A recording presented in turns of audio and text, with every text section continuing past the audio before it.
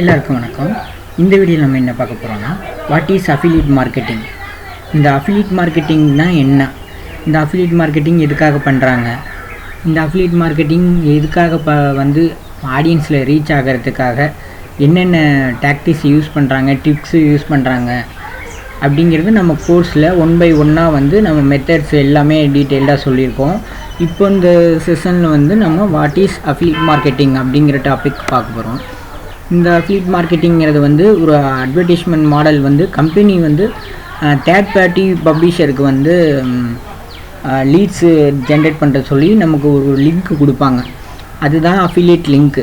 அந்த affiliate link வந்து அதை நம்ம இப்போ ப்ரமோட் பண்ணி ஒரு சேல் பார்த்தோம்னா அதுக்கான கமிஷன் நமக்கு கிடைக்கும். இதுதான் இந்த பிஸ்னஸ் மாடல்.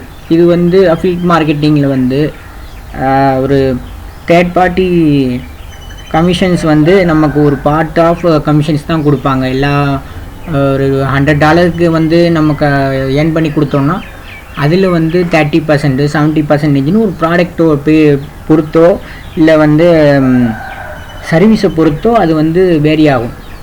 இதுதான் வந்து அஃபிலியேட் மார்க்கெட்டிங். நெக்ஸ்ட்டு வந்து ஒரு கம்பெனியில் வந்து நமக்கு எதுக்காக வந்து அஃபிலியேட் கமிஷன்ஸ் கொடுக்குறாங்க அப்படிங்கிறத நம்ம பார்ப்போம்.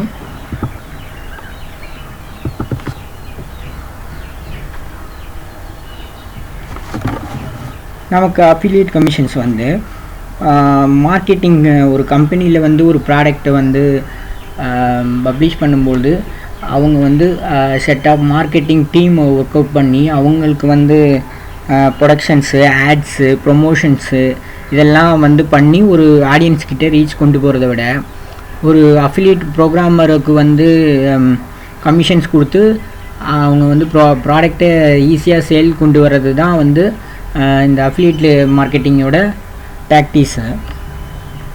இதில் என்ன இருக்குது அப்படின்னாக்கா, ஒரு அஃபிலியேட் மார்க்கெட்டர் வந்து ப்ரொமோட் பண்ணுற விதமும் மார்க்கெட்டிங் டீம் ப்ரொமோட் பண்ணுற விதமும் வந்து வேரி ஆகும், கம்ப்ளீட்டாக வேரி ஆகும்.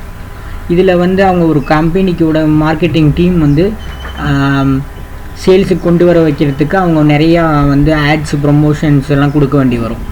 அந்த வியூஸ்க்கும் அஃபிலியேட் ப்ரோக்ராமர் வந்து ஒரு செட் ஆஃப்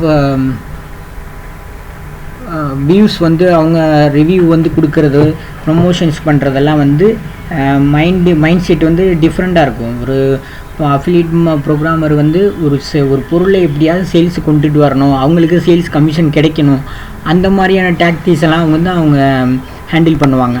அதனால எளிதில் வந்து ஒரு சேல்ஸை வந்து கொண்டுட்டு வர முடியுங்கிறதுக்காக தான் ஒரு கம்பெனி வந்து அஃபிலியேட் கமிஷன்ஸ் கொடுத்து அஃபிலியேட் ப்ரோக்ராமருக்கு தன்னோட ப்ராடக்டை வந்து பர்மிஷன் கொடுக்குறாங்க ப்ரமோட் பண்ணுறதுக்கு. இதுதான் இந்த செஷனோட வந்து